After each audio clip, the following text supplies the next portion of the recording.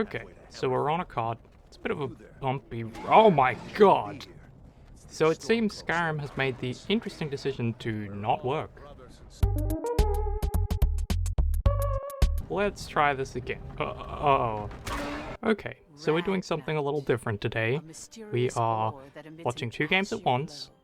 I've got the audio on from this Valkyria Revolution game, and we have Skyrim down, just watching it muted, and we're going to compare and contrast. So what we have is, we're learning about Ragnite in Valkyria Revolution, and we're getting a title screen in Skyrim. Also, the horse is kind of bouncing. I'm pretty sure it'll be fun. This is normal. Okay, so we're learning about Ragnite and Mana, and we're seeing some cool trains, I guess. And now there's a map.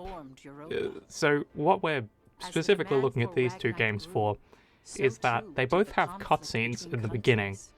And on the left we have Skyrim, which is doing the, oh, so you're finally awake, oh, sort of stuff. And on the right we have Valkyria Revolution, which is a JRPG.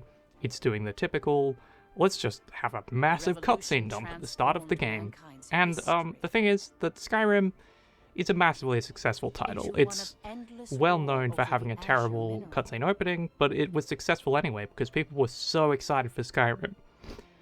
Valkyria Revolution was a JRPG that people didn't care that much about, but, you know, it did fine in Japan, I guess. But if you make an indie game, and you do this, and look, now we have a loading screen on Valkyria Revolution. What are they doing? Okay, so we're gonna get into gameplay now, right? Oh my god, it's another cutscene. The Kingdom of Jutland. Oh, it's 1954 now? Okay, so in Skyrim, we're almost into the village. That's good. Surely gameplay will be soon for this open world game to show you how much freedom you have. So we're learning about the capital of Jutland in Valkyria Revolution. So, ignoring what they're actually saying, because there'll be another 3 cutscenes or so before we get to the gameplay. Most games nowadays think that placing cutscenes early on is just a bad idea, right? Like, there are better things to be doing with your time. You really want to set the tone for the game and the gameplay. And, for example, in a JRPG, you want to have a bit of cutscene and a little bit of the gameplay, because the story's a big deal, but the gameplay, you know, you're going to be grinding for like 80 hours or something, so you want to give people a taste of that and show them how exciting it can be. Whereas in Skyrim, it's an open world game, and starting on rails doesn't make a lot of sense because the game is all about going where you want and doing anything you want. So if you were actually making a game and deciding what your opening should be, you should really be thinking about the essence of your game and what it is, and how can you represent that in a sort of taster plate, like an entree for the game.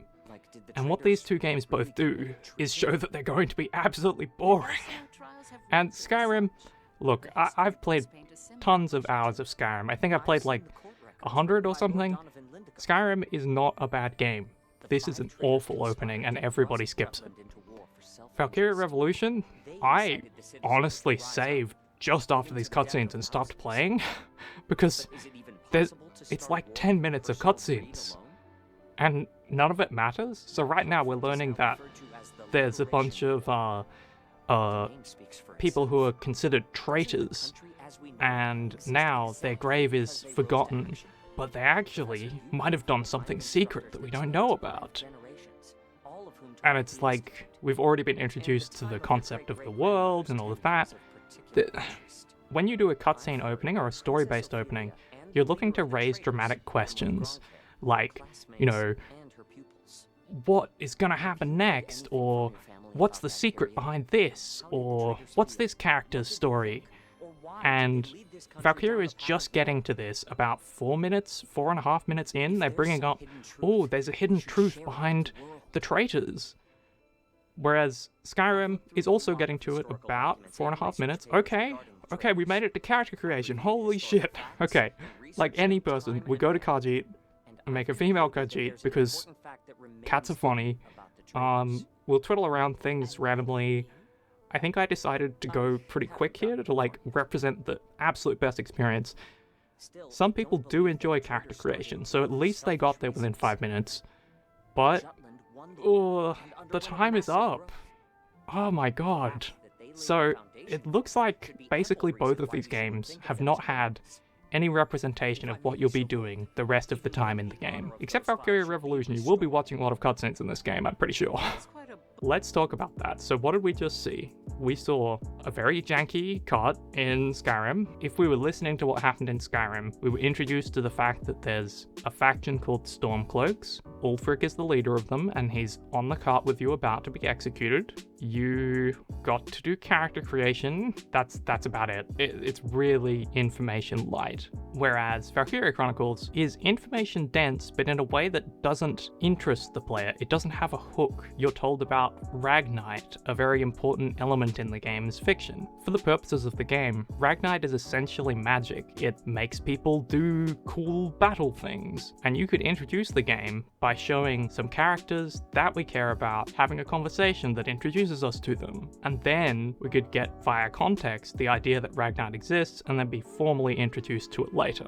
But instead they start off with that and then they tell us about the Kingdom of Jutland and the prosperity and all of that, and it just doesn't matter to us. I could hop on and on about how, we could have been doing a tutorial here. I do just want to bring up that Skyrim is actually a pretty silly game a lot of the time. You essentially go around and have funny hijinks in the open world, whereas this opening sets a much more serious tone than the game has in general. Valkyria Chronicles sets the tone of, why are they talking about this? Essentially, most games, if the player is not already invested, if it's not a major big budget game, they're not going to sit through a cutscene like this. The amount of investment your player is willing to put in is proportional to how much they care about it before they play it. And for a lot of indie games, even getting them to play is pretty hard, but once they do play, if they have a bad first hour with the game, they're probably not going to keep playing. They're not going to buy your next game. They might even refund the game they've bought. Now, there is one thing that's worth mentioning, which is that on indie budgets, you normally can't afford these kind of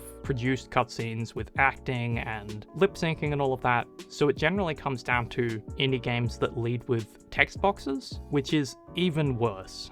As boring as these openings are, they kind of look nice, right? Like Skyrim's one shows you the countryside and you can see the guys that are talking with full lip syncing. It doesn't look that great, but Valkyria Chronicles has camera angles and it shows fancy visuals and it has voice acting. Your indie game, if it doesn't have that, will be even more boring than these two games are.